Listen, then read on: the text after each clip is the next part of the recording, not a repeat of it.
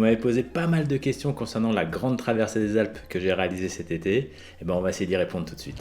Les questions de Jérémy et de Franck qui étaient plutôt axées sur la préparation physique. Est-ce que je me prépare et comment je me prépare pour ce genre de randonnée?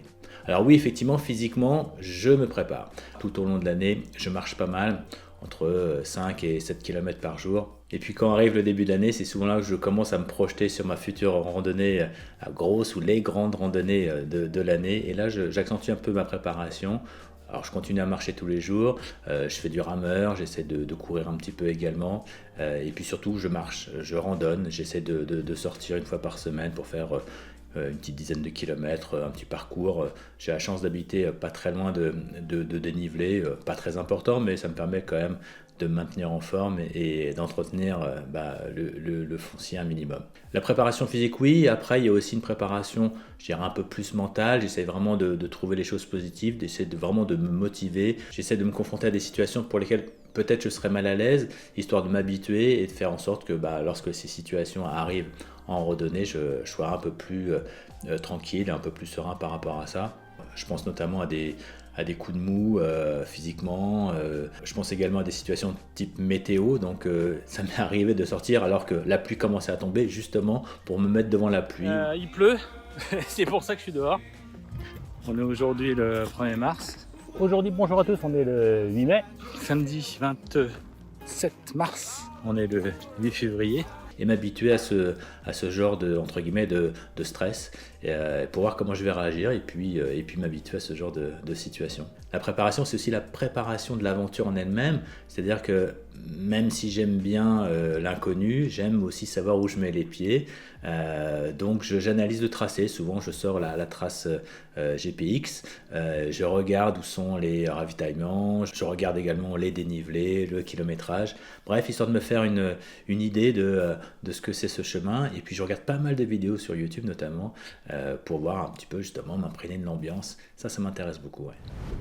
Alors une question de Laurent et de Christine concerne plutôt le sac à dos. Alors c'est vrai que j'ai fait une revue du matériel que vous retrouverez ici, mais je voulais insister sur plusieurs choses. La première, c'est effectivement la notion du poids. Je reste convaincu que le poids est un ennemi pour le randonneur. Ceci dit, on ne doit pas sacrifier au minimum de confort. La question à se poser, c'est plus qu'est-ce que j'ai besoin plutôt que de quoi j'ai envie. Bien sûr, on a tous envie d'un oreiller moelleux, d'une grosse couette, etc. Mais c'est pas possible en rando. Vous allez tout de suite, que ce soit en volume ou en poids, vous allez vraiment, ça va être vraiment compliqué. Alors de quoi j'ai besoin? La vie est simple en rando, c'est marcher, manger, dormir. Et puis je fais souvent un parallèle avec les navigateurs qui eux essayent de lutter contre trois choses: la faim, le froid et la fatigue, les fameux 3 F.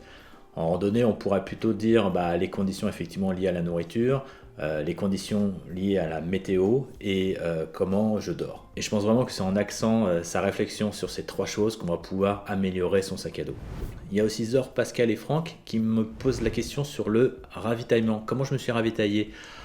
Alors sincèrement, sur le GR5, la traversée des Alpes, c'est très facile de se réapprovisionner tous les 2-3 jours. Et en plus, vous avez énormément de refuges, surtout sur la partie nord du GR5. Vous pouvez vous rapprovisionner au moins pour déjeuner ou dîner sans aucun problème. Pour la nourriture, personnellement, je me suis ravitaillé à Samoin, aux Ouches, à Landry, à Modane, enfin Valfréjus, juste au-dessus, à Briançon, à Seillac, Saint-Sauveur-de-Tinée, Saint-Étienne-de-Tinée avant, et puis peut-être Utel, et encore, je suis même pas sûr. Alors pour les lyophilisés, puisque j'aime bien ce genre de repas le soir, il y a un rapport poids-calories qui est assez intéressant, et puis c'est pas lourd à porter. Je me suis envoyé 3 colis par des plateformes type Mondial Relais, Relais Pickup. C'est assez pratique. La seule chose, c'est qu'ils gardent le colis 8 jours seulement. Donc pour les premiers, ça a été facile de les envoyer. En revanche, pour le dernier, j'ai demandé à un membre de la famille de pouvoir me l'envoyer pour que j'arrive à peu près à le récupérer le jour où je passais donc à Saint-Sauveur-du-Tinée ou Saint-Étienne-de-Tinée, je ne sais plus. Enfin bref, dans le Mercantour. Et pour la gestion de l'eau, ça a vraiment été aussi très très facile, puisque il avait bien plu au printemps, donc les cours d'eau étaient bien remplis, avec un bon débit, c'était très facile. J'avais en plus pris donc le fameux Katadyn Bifree d'un litre, le filtre à eau que j'aime beaucoup, pour lequel j'ai eu vraiment aucune difficulté. Sincèrement, il y a beaucoup de mes collègues randonneurs qui n'avaient même pas de filtre à eau, qui se ravitaillaient directement dans les sources, aucune difficulté, aucun n'a été malade. Moi, j'aime bien prévoir un petit peu de ce côté-là, je suis un petit peu sensible. La seule difficulté qu'il y a eu au niveau de l'eau, c'est dans le Mercantour, il y a un passage après Saint-Dalmas sur Val-de-Bord jusqu'à Utel, il y a une portion à peu près de 20 km où il n'y a pas du tout d'eau. Vraiment, je crois qu'il y avait un petit bac d'eau, je crois, mais vraiment c'était assez délicat. Sinon, le matin, je partais sincèrement avec 1 litre et demi grand maximum sur moi. Alors il y a Jacques qui pose la question, est-ce que je suis prêt à me mettre dans le rouge pour retrouver l'humain ? Alors c'était un petit peu particulier, c'est surtout les circonstances qui ont fait que des fois j'ai poussé un peu plus que je ne pensais. C'est à partir de cette 9e journée que la perspective de les retrouver le soir au bivouac va me pousser à aller plus loin que ce que j'avais prévu et à tester des capacités insoupçonnées. Ceci dit, je pense qu'il faut vraiment écouter son corps et puis je me mets pas dans le rouge, j'étais très motivé et sincèrement au niveau physique ça allait très très bien. Si vraiment ça avait été très très compliqué ou trop compliqué, j'aurais arrêté, j'aurais posé ma tente, vraiment pas.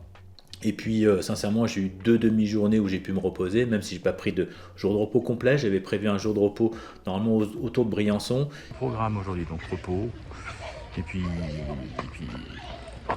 mes jambes me disent non, en fait, c'est ça qui est terrible. En fin de matinée, je me suis dit, je m'ennuie, j'avais juste envie de marcher, donc j'ai marché. Et puis sincèrement, au niveau physique, ça a été, donc non, pas se mettre dans le rouge, mais vraiment faire attention justement à comment on se sent et ne pas aller trop au-delà de ses limites en tout cas. J'étais vraiment étonné de la capacité, en tout cas de mes capacités physiques, parce que je ne pensais pas réaliser toute une traite déjà, et puis de 2 faire des journées à plus de 2000 mètres de dénivelé, près de 40 km, je crois que j'en ai eu 2 ou 3 comme ça, où c'était vraiment des grosses journées longues, et puis souvent quand c'était comme ça le lendemain matin, sincèrement je prenais vraiment mon temps pour me réveiller, pour me lever, pour me préparer, et je partais en milieu de matinée, donc globalement sincèrement c'était vraiment très agréable de pouvoir marcher sur ce rythme. Est-ce que c'est dû à la préparation ? Est-ce que c'est dû aux gens que j'ai rencontrés qui m'ont poussé à aller un petit peu plus loin ? Est-ce que juste j'étais capable de le faire ? Bon, c'était un mélange de tout ça. En tout cas, c'était très agréable. Alors, une question de Franck qui porte sur le budget. Alors le budget, sincèrement, c'était pas très élevé parce que j'ai bivouaqué beaucoup. Je pense les 3/4 du temps bivouaqué. Alors parfois aussi en camping, mais les campings coûtent assez peu cher. Je crois que celui de Samoin c'était 13 € de mémoire.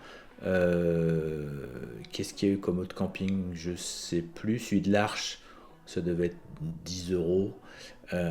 J'ai dormi dans un refuge à Roswell. Pareil, ça m'a pas semblé excessif. Surtout que je mangeais pas dans le refuge. Mais si vous prenez le combo refuge, nuit plus repas, c'est souvent 35, 40, 50 €. Ça peut monter assez cher. Les prix dans les refuges, notamment quand on se ravitaille le midi, c'est pas donné non plus. C'était assez fréquent. Je me souviens une omelette jambon, je crois, fromage au refuge de l'Harpon dans la Vanoise, 13 € de mémoire. Bon, c'est un peu cher quand même. Mais bon, il y a des conditions de ravitaillement. Je vous recommande pas non plus la bouteille d'eau au sommet du Brévent, un peu cher, même très cher pour une bouteille d'eau. Et puis, je vous recommande pas non plus une petite épicerie à Fouillouse. Pourtant, Fouillouse, c'est un petit village, mais l'épicerie, je crois que la barre type Mars, Lyon, enfin les barres chocolatées, 2 €. Et c'était un petit peu cher quand même. J'ai dormi aussi une fois en dur, c'était à Valfréjus, il pleuvait. C'était une auberge de jeunesse, sincèrement. Alors j'étais dans ça s'appelle ça une cabine, je crois. En gros, c'est une petite chambre vraiment minuscule, sans fenêtre. Je crois que ça m'avait coûté 20 ou 25 €. J'étais au sec, c'était bien. Et puis franchement, le lieu était sympa. Et juste en dessous, il y avait un restaurant. En parlant de restaurant, budget resto, on s'est fait peut-être 2-3 restos. Ça fait partie aussi de l'aventure. J'ai pas compté combien ça m'a coûté au final, mais sincèrement, ça m'a coûté en 21 jours vraiment beaucoup moins cher que sur les chemins de Compostelle que j'avais réalisés il y a 2 ou 3 ans. Si j'ai dépensé aussi 39 € pour remplacer mes lunettes. Petite nouveauté, les lunettes. Bah oui, il n'y a pas une seule rando où je perds pas quelque chose. Et 14 ou 15 € pour remplacer mes chaussettes de nuit. Alors vous m'avez justement posé pas mal de questions sur mes chaussettes de nuit, comment j'avais pu perdre mes chaussettes de nuit. Alors pour faire simple, c'était à Briançon et j'avais décidé de faire une lessive. Ça arrive quand même de temps en temps, une vraie lessive, hein, vraiment dans une machine qui était sur un parking d'un centre commercial.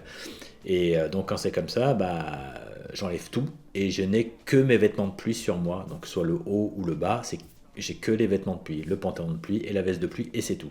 Et tout le reste, je mets dans la machine à laver, dont les chaussettes. Et j'avais mes chaussettes de nuit que j'avais conservées parce que celles-là, elles n'étaient pas sales.